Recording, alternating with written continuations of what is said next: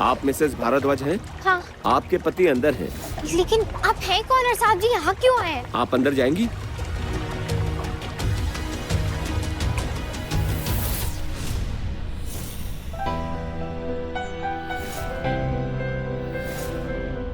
ये सब क्या है? मैं किसी गलत जगह तो नहीं आ गई हूँ?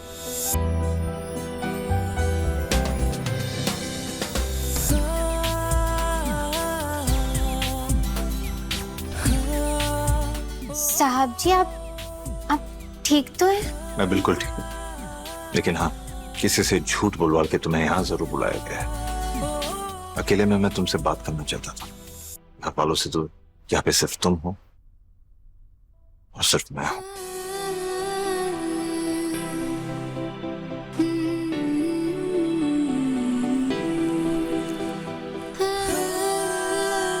सुबह से मैं तुमसे घर पे बात करने की कोशिश कर रहा था, लेकिन कर नहीं पाया।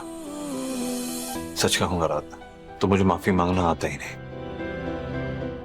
शायद सब लोग सच कहते हैं, सॉरी कहना ही नहीं आता मुझे। कभी बोला ही नहीं, दामिनी से भी नहीं। तो ठीक है, आपको माफी मांगने की जरूरत भी नहीं है, मैं समझ सकती हूँ। कैसे आराधना, कैसे समझ जाती हो तुम? हमेशा कैसे सबकी बातें समझ लेती हो? हाँ। आज मुझे बोलने दो, क्योंकि आज मैं तुमसे माफी मांगना चाहता हूं। लेकिन दुनिया में कोई ऐसा शब्द नहीं है जो मेरे किए की माफी मांगने के लिए सही हो। तुम्हें याद है, एक बार तुमने मेरे लिए, मुझे खुश करने के लिए एक प्यारी सी मूर्ति बनाई थी। उस इंसान की मूर्ति जो मेरे दिल के सबसे करीब है, जिसे मैं सबसे ज्यादा प्यार करता हूं। और आज एक मूर्ति मैंने तुम्हारे लिए बनाई है, उस इंसान की मूर्ति जिसे तुम सबसे ज्यादा प्यार करती हो।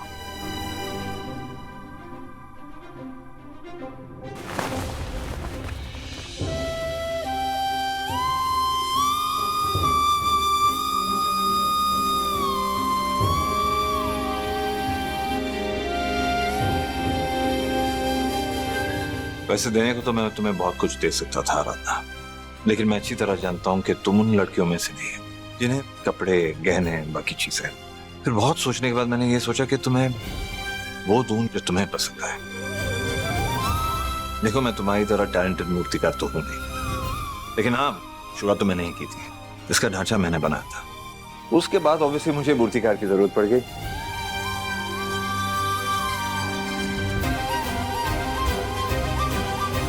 आई होप तुम्हें पसंद आया। ये सिर्फ मेरे सॉरी कहने का एक तरीका है। ऐसी बहुत सारी गलतियां जिसे मैं सुधारना चाहता हूं। आज तक मैंने तुम्हें जितने दुख, जितने तकलीफ, जितने दर्द दिए ना, उन सब के लिए मुझे माफ कर दो आराधना। I am sorry. तुम्हारी शादी तो करना बहुत बड़ा गुनाह कर दिया मैंने। सच तो यह है आराधना कि शादी मेरे लिए 7 जन्मों का टूट रिश्ता है, कोई मजाक नहीं है। इस रिश्ते को निभाने का बस एक और मौका दे दो। पूरी जिंदगी, पूरी शिद्दत के साथ 7 जन्मों तक ये रिश्ता निभाऊंगा।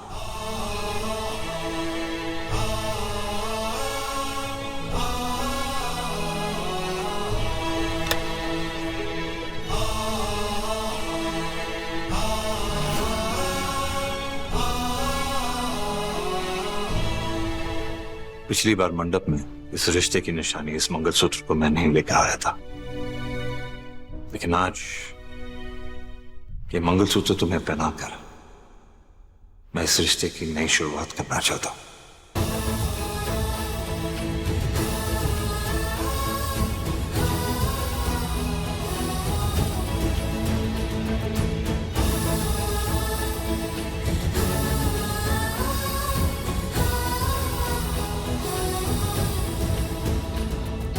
नहीं साहब जी, नहीं साहब जी, नहीं साहब जी।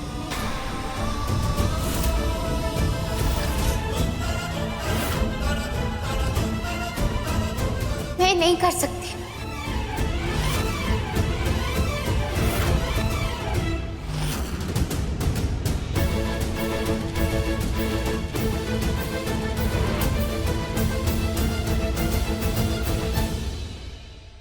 मैंने आपसे कहा था कि आप मेरे साथ रहे या ना रहे, लेकिन मैं इस शादी को हमेशा मानूंगी। लेकिन आप पर इसे निभाने की कोई जबरदस्ती नहीं है। लेकिन तुम... नहीं साहब जी, अभी आप माफी मांग रहे हैं, इस रिश्ते की नई शुरुआत करना चाहते हैं क्योंकि जो कुछ हुआ उसके लिए आपको बुरा लग रहा है। मेरे दर्द, मेरी तकलीफों के लिए आप खुद को दोषी मान रहे हैं, इसीलिए मेरे दिल को तसल्ली देने के लिए आप ये सब कर रहे हैं। लेकिन गलत हालातों के लिए आप खुद को दोषी मत मानिए साहब जी। और आप कह रहे हैं कि आप इस रिश्ते की नई शुरुआत करेंगे, इस शादी को निभाएंगे, और मैं जानती हूँ कि आप इसे निभाएंगे भी। पर ये कैसी शादी होगी? देविका ने हमारी जिंदगी में आकर मुझे एक बहुत बड़ी सीख दी है। उन्होंने मुझे असली शादी का मतलब समझाया है, मुझे इस बात का एहसास दिलाया है कि मुझे किस तरीके की शादी चाहिए। याद कीजिए साहब जी, जब देविका हमारी जिंदगी में आई थी तब आपने क्या कहा था? इस घर की बड़ी बहू को जितने भी हक मिलते हैं वो सारे हक तुम्हें मिलेंगे। मेरी पत्नी होने का दर्जा भी तुम्हें मिलेगा, लेकिन मेरी पत्नी होने के बावजूद भी मैं तुमसे प्यार कभी नहीं कर सकूंगा। वही सब बर्दाश्त करने की हिम्मत अब मुझ में नहीं है साहब जी। देविका हमारे बीच आई, ये तलाक हुआ और आप आजाद हो गए, लेकिन आपके दिल में मेरे लिए वो जगह ना ही तब थी और ना ही आज है। आपने मुझे अपनी पत्नी के रूप में ना ही पहले कभी देखा था और ना ही आगे देख पाएंगे। हाँ, मैं मानती हूँ कि आप मुझे विनायक की माँ के रूप में इज्जत देते हैं, मेरी परवाह भी करते हैं, लेकिन आप मुझसे प्यार नहीं करते।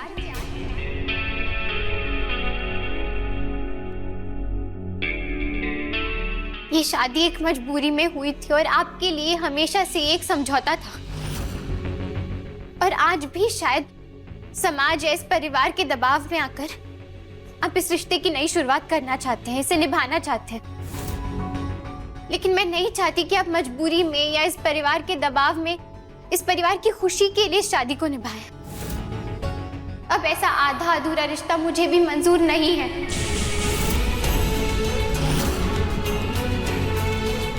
पति पत्नी का रिश्ता सिर्फ नाम का नहीं होता है। अगर आप चाहते हैं ना, तो आप अपने तलाकनामे को अदालत में दाखिल करवाकर मुझसे हमेशा के लिए छुटकारा पा सकते हैं। लेकिन अगर आपको इस शादी का मुखौटा पहने रखना है तो फिर वो आपकी मर्जी होगी। लेकिन एक दूसरे के सामने हम हमेशा सच ही बोलेंगे। अगर आपको ये रिश्ता चाहिए तो दुनिया के सामने ही रहेगा, लेकिन हमारे लिए नहीं। मैं आज के बाद कभी आपके कमरे में नहीं रहूंगी। मैं आपकी मर्जी से, आपके हिसाब से सिर्फ इस रिश्ते को निभाती रहूंगी। अब कोई मजबूरी नहीं है, ना ही कोई समझौता है और ना ही कोई बंधन है। तो आप अपनी मर्जी से अपने लिए ये फैसला ले सकते हैं, और मुझे आपका हर फैसला मंजूर रहेगा।